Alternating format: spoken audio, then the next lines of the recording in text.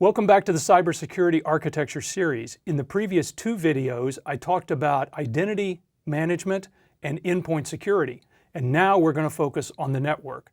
The network security involves a lot of different elements, and we're going to talk about each of these, about firewalls, which are a fundamental component of this, about segmentation, which we're able to do with using firewalls, about virtual private networks, about SASE, you'll hear more about that in a few minutes. And then actually the topic is so large and so mature, I really can't cover it all in this space. So there's going to be some things I'm not going to get a chance to talk about, but needless to say, there's a lot more that could be discussed here. So first thing we're going to talk about are firewalls. So let's talk about what are we going to do with firewalls. The idea behind them in the first place, where the technology and the notion even came from, is in the physical world, a physical firewall. Let's say we've got 3 townhouses all connected, and this guy has a fire in his unit. Well, what we'd like is to have some way to limit the spread of that fire from one unit to the next. It might not make it completely go away, but it slows it down so that the fire department can get there and do something about it. So it's a way of creating isolation and protection from a dangerous event. So take that concept in mind and then apply it to a network scenario. Here we've got a user on a workstation hitting a web server, and that web server then goes against a database. The typical architecture we put in here is we add a firewall here and a firewall here. One that's internet facing and one that is internal facing. And what we're going to do, the reason we're putting 2 of these here, we'll talk more about it in segmentation, but simply what we're going to do here in the most basic form is we're going to filter based upon certain things that are happening here. This is this notion of packet filtering. With packet filtering, I'm going to look into the packet, that is the information that's being sent from this guy to this guy. And in that, he's going to include things like his source address, that is the address that he's coming from, his destination address, where he wants it to go, which is going to be this web server, and the port that he's going to use, which is a way of designating what kind of traffic it is. So this firewall can then filter based upon that information that's in the header of that packet. And he's going to look at it and say, okay, port 80, that's the standard, industry standard for unencrypted internet traffic. So I'm going to allow that web traffic to come through on port 80. That we will allow. We will also allow encrypted traffic. So this is your SSL or now TLS encrypted web traffic. So I'm going to open this first firewall to allow that information to flow through. But I'm also going to add some more things to make it a little tighter. I'm going to say the source address has to be in the range of the external internet. Why would we look at that? Well, I want to make sure that somebody isn't spoofing and acting like they're coming from inside. Sometimes we'll trust traffic that comes from the inside and give it more privileges and sort of drop our guard. We don't want that to happen from external traffic. So if this packet is literally coming from the outside and claims to be coming from the inside, we're going to block it. It's just going to be blocked right here. The destination address, we're going to say where you can go is you must in fact only go there. If this guy tries to put any other address like here, if he tries to go to the database directly, that will be blocked because that destination address is not something we're going to allow through the first firewall. Now we have a second firewall here that's going to add even a little more security. It's going to say this is the traffic, this is the port we're going to open up to allow this kind of traffic between the web server and the database. We're going to allow a source address only of the web server. So I'm not going to allow anything that came from the internet, the external world. If it's got that address as its source, where it started from, not going to allow it. It has to have originated here, and its destination can only be that. So what we've done in creating that set of rules is any traffic from the outside can only get to and must stop over here, where it can be inspected and where we can implement some sort of security controls. It cannot get anywhere else. So that's what we're basically doing here, and you can keep applying these kinds of rules in order to tighten up your security. And what we're doing, what I've described here, is basically this idea of packet filtering, where we're essentially just looking here at the packet, the first part of the packet, the header. So think of it as like an envelope. If I'm mailing a letter to you, what's going to be on the envelope? Well, we're going to have a to address and we're going to have a return address. This is your to address, this is your return address. So that's what we've basically done here, but we have not looked inside. So there's no inspection here, But in this next example, I'm going to talk about stateful packet inspection, where in this case, we're going to look not only at the packet, but we may also go ahead and look at the full thing. Look at what's in the payload as well. And there are other things like application firewalls that are specific, and they'll do even more inspection of this payload. That is the data that you're actually sending, and make sure that it's not going to do harm to us. And in this case, it's more like the opened envelope, so that we're able to see the contents, not only the to and the from, but we can also see the contents as well. So that's an analogy to help you understand what this is. Stateful packet inspection also looks at the context of the packets. So it's looking at, you sent one of these and then one of these, but you should never have sent that next thing because that breaks all the rules. So it can look at more than just individual packets in isolation, which is what packet filtering does. This was sort of our first generation of firewalling, and then it got more sophisticated when we added stateful packet inspection. But there are other things here as well in this sort of firewalling technologies. Think about these all as a collection of technologies that can be part or not of a particular firewall. And the next one is this idea of a proxy. A proxy is something that acts on behalf of something else. So we have here a workstation that's coming in from the outside, and it wants to hit this web server, for instance. Except what I'm going to do is say, I'm going to put another server here in between that is the proxy. And what's going to happen is I'm going to break this session. Right now what you see depicted is a direct connection end to end. If I insert a proxy, I'm going to tell this guy, you're going to communicate directly with me. And he is going to communicate directly with the back-end web server. Now we have two sessions, and what it is this guy thinks he's talking here, but in fact, he's talking to this guy. This guy thinks he's talking to this. In fact, he's talking to that. Now we have effectively a man in the middle, but it's a good man in the middle. It's one that we put in there so that we can inspect the traffic. By the way, traffic coming in from the outside into my internal network, maybe I want to have a look at that before I allow it in. See if it's got viruses or things like that. So I can inspect and I can enforce a security policy if I need to. That's one of the advantages of putting in a proxy. By the way, sometimes people also put in proxies for privacy reasons so that they can guard against who's seeing exactly who's doing what. It just looks like everything is coming from the proxy, not the actual end user in that case. The final bit that I want to talk about here is actually maybe one of the most pervasive of these technologies, network address translation, or NAT for short. This is something that is probably in your home, and you're probably using it right now, and you may not know it. With NAT, what we do is the internet.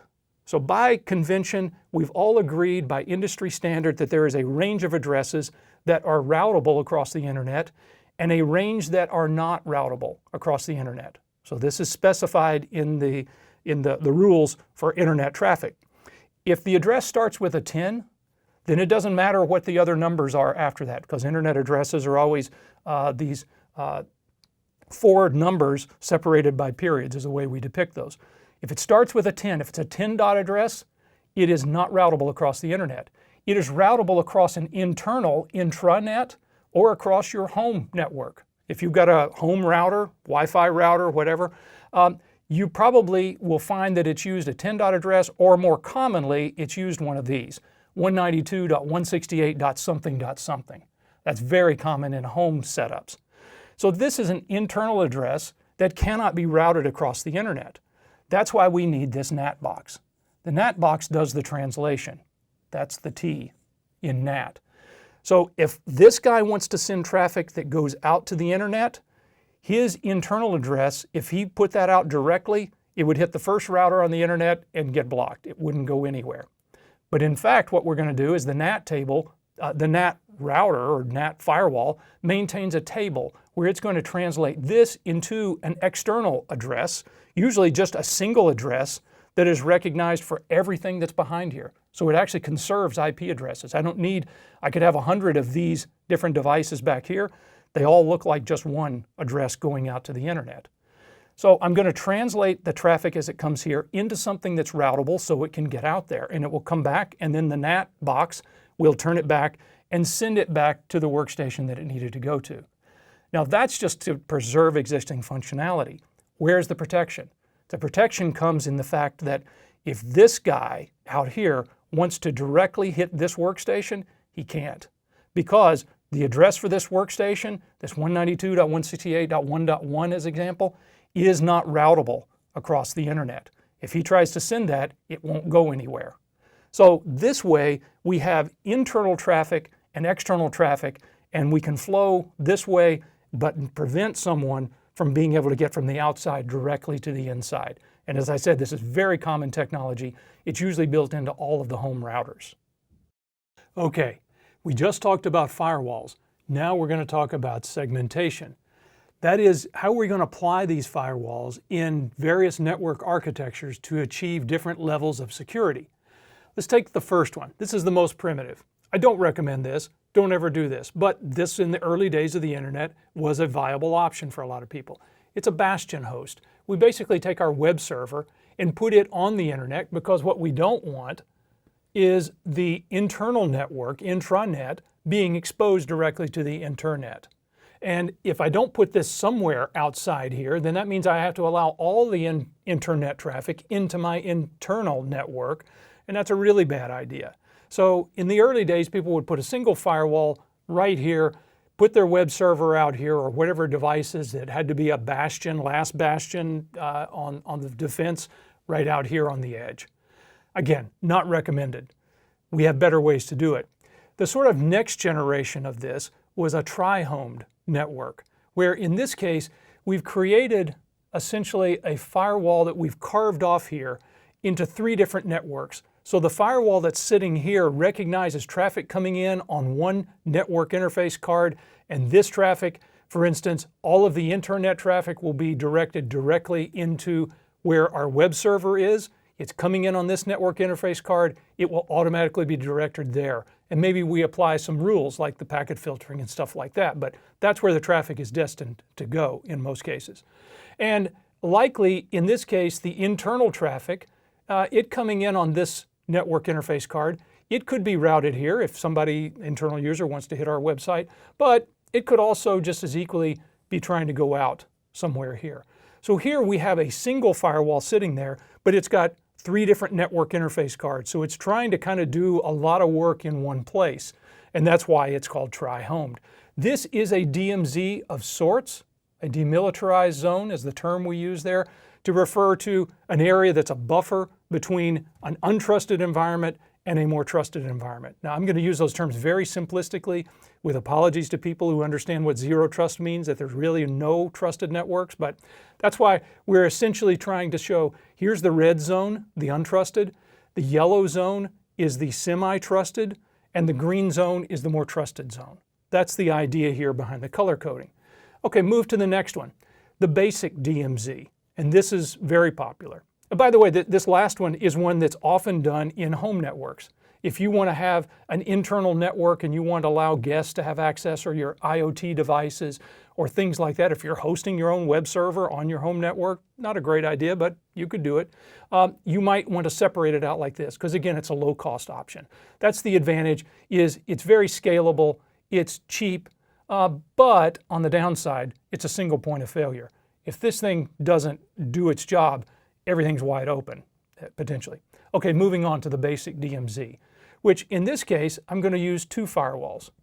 So automatically, I end up with more cost because I've got multiple security protections that I'm putting in place.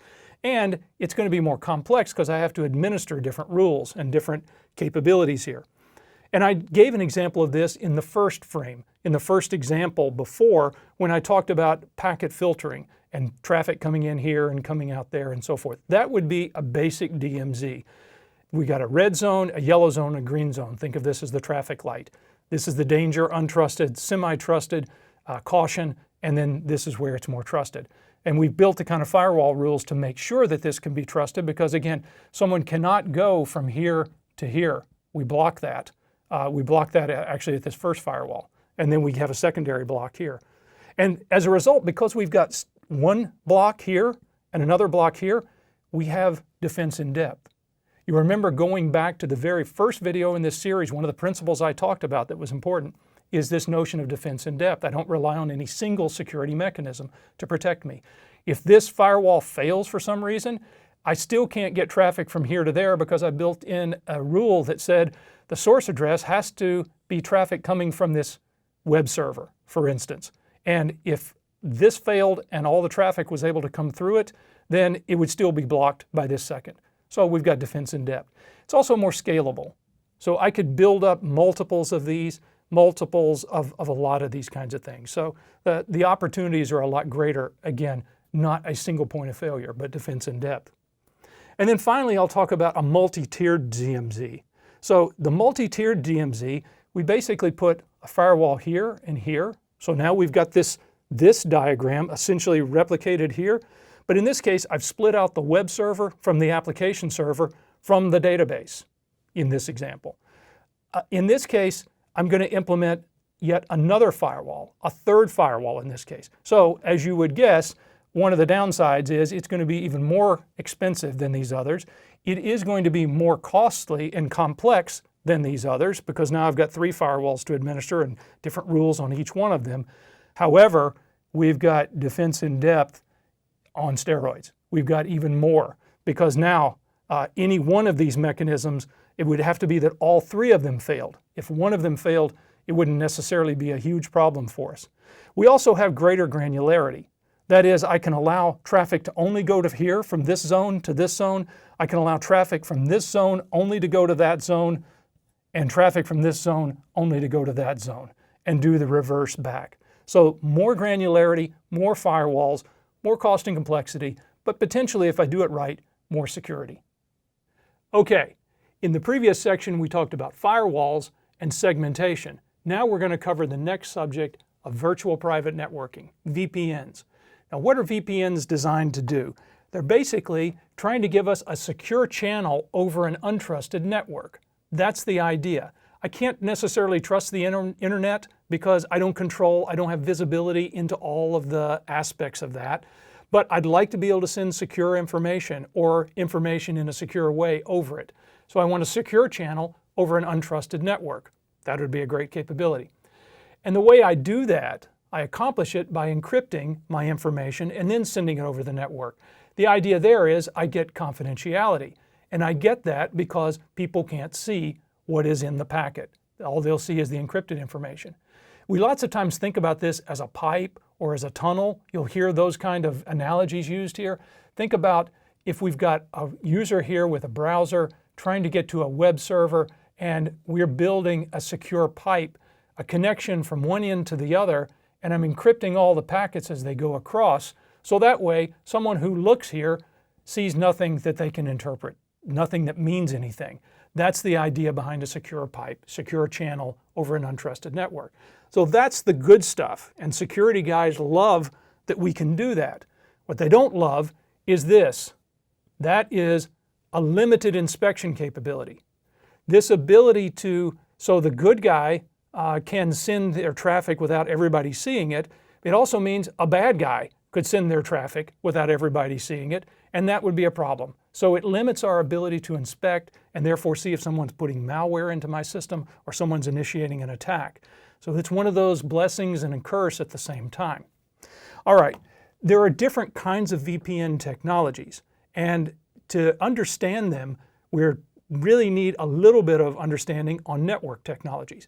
A 7-layer OSI stack. This is classic stuff. We're not going to go into it in detail, but the notion is that there are different layers. For every packet I send, different concerns, different aspects that are implemented at different layers here. And what happens in the real world is most people, if you're an application programmer, you're really concerned more up here with the application, presentation, layers, these kinds of things. And the network and infrastructure people are much more concerned with the stuff down here at the transport network, data link, physical layers, and those kinds of things. So there's a little bit of concerns that separate there. But the other thing that's really important about this is with this model, we have a way of, if you implement a security capability, for instance, at one of these layers, it's inherited by the upper layers. So if I encrypt all my traffic here, then it's encrypted by all the higher layers as well.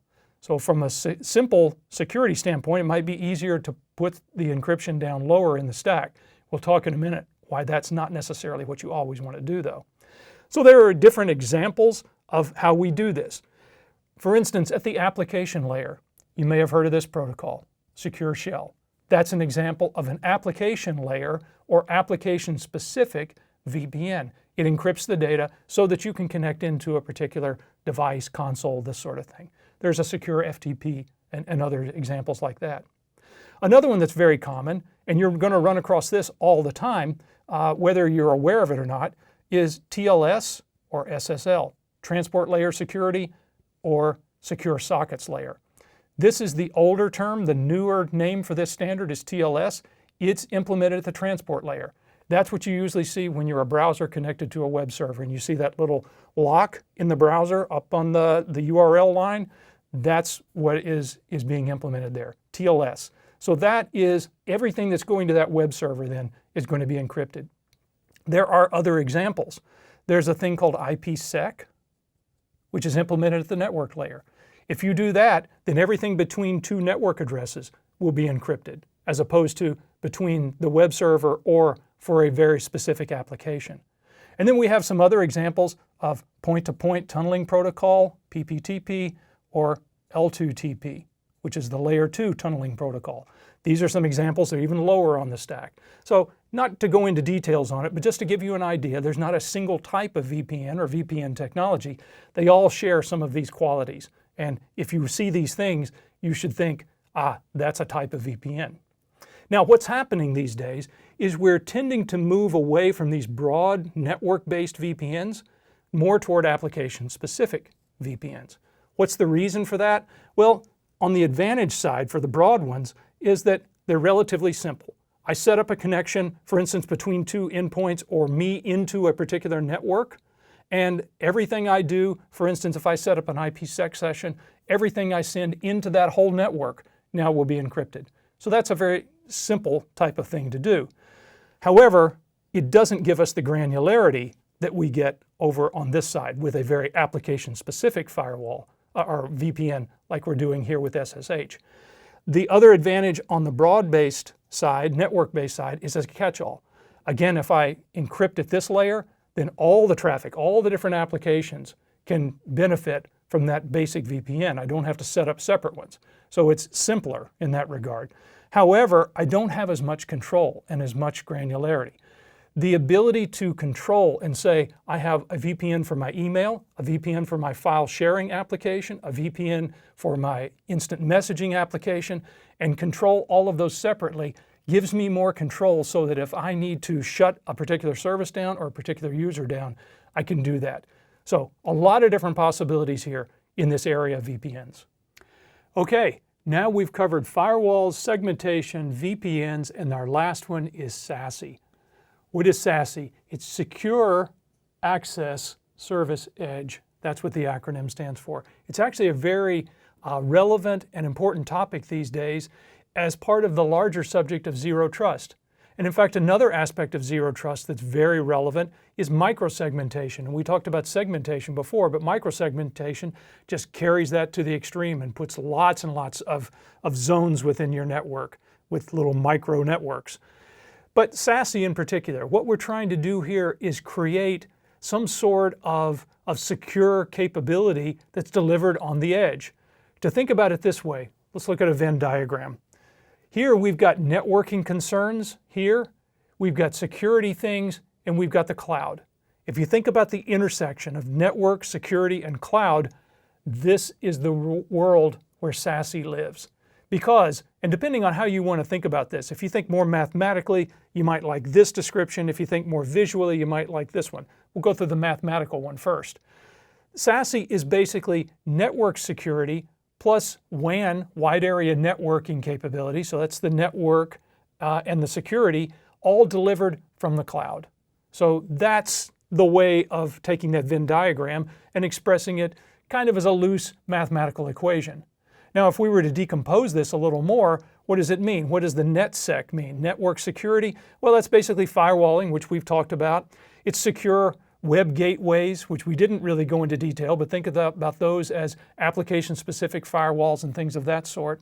And DLP, data loss prevention, which is something I'll talk about in the data security domain when we get to that topic. But all of these things and more delivered on the edge. So that's the network security component of all of this. The WAN specifically is a software-defined WAN, which is a way of creating a dynamic network where you can change where the boundaries of the network are and provision these in real time effectively. So it gives you a lot more agility and flexibility. So we're adding that capability, this SD-WAN, marrying it, merging it with the network security components, and then delivering the thing from the cloud, because the cloud gives us the ability to do scalability. We can scale up and scale down, elasticity, and agility. Again, lots and lots of flexibility. That's what people are looking for in this case. If I take all of those things and then maybe even add in another thing within the security space, identity management, specifically authentication and authorization, so some access controls, then this is what SASE is about. It's combining all of these functions into a single logical component and delivering that from the cloud at the edge of the network. Another way to look at it is this way. So here we've got our users, here we've got the external network, and then I've got this SASE capability that's here in the middle. And what this delivers is, on one end, the networking capabilities I mentioned previously. On the other end, also the security capabilities, firewalling, DLP, and so forth. So all of this is a way of combining these functions and delivering them. This is a more modern way of delivering all of these capabilities, as opposed to what would have in the past been each one of these would have been a separate appliance, a separate component, a separate administrative capability, a separate person to administer it, and all of those kinds of things. So it's bringing these functions together and having them operate in a more holistic way. All right, now we've finished the networking topic. A couple of things that I didn't cover and I put here in the etc. just because of the interest of time. I didn't really get into very much in the physical networking side, things like 5G and Wi-Fi and the network security capabilities of those. If there's interest in that, put that down in the comments and maybe we'll revisit that in a future video. Until then, now we've completed the networking portion of our domains. The next one, and we want you to stay tuned and look for that one, the next one will be in the area of application security as we move along the various domains. Please remember to like, subscribe, and hit notify so that you'll be aware when future videos in the series are available.